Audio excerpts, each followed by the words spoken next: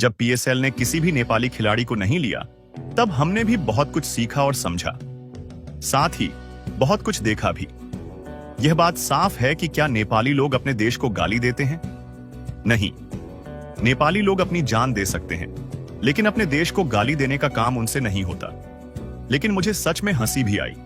पाकिस्तानियों ने तो सिर्फ व्यूज के लिए अपने ही देश को खूब गालियां दी। जो व्यक्ति अपने ही देश को गाली देता है, वह किसी और का कभी नहीं हो सकता। अगर मैं होता तो सत्य को स्वीकार करता। कुछ यूट्यूबर्स की हालत तो ऐसी हो गई कि उन्होंने अपने ही देश को गालियां देनी शुरू कर दी।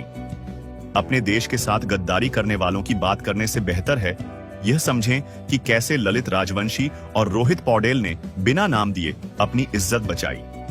एनपीएल नेपाल प्रीमियर लीग में सिर्फ 7 मैच खेलने के बावजूद लगभग अंत तक टॉप स्कोरर बने रोहित कुमार पौडेल ने पीएसएल में अपना नाम देना जरूरी नहीं समझा। नेपाल के टर्निंग ट्रैक पर शानदार स्ट्राइक रेट से रन बनाने वाले पौडेल वाकई बहुत समझदार निकले।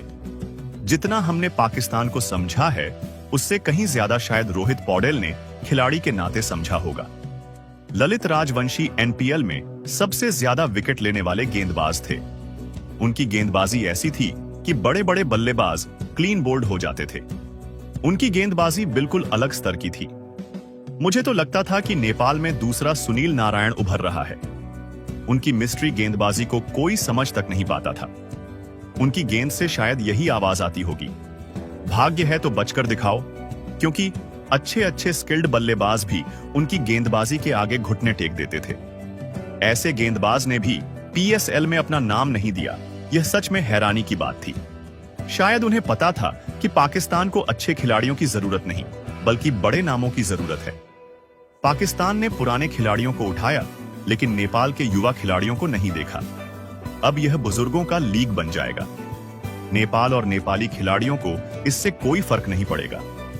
इस समय रोहित पौडेल और ललित राजवंशी नेपाल के लिए टॉप फॉर्म में हैं, लेकिन उन्होंने पीएसएल को रिजेक्ट कर बिल्कुल सही किया। अगले साल से शायद ही कोई नेपाली खिलाड़ी पीएसएल में अपना नाम देगा और एनपीएल में भी कोई पाकिस्तानी खिलाड़ी नहीं आएगा। उन्होंने अपना रास्ता खुद बंद कर लिया है। नेपाल को इससे कोई दुख नहीं होगा।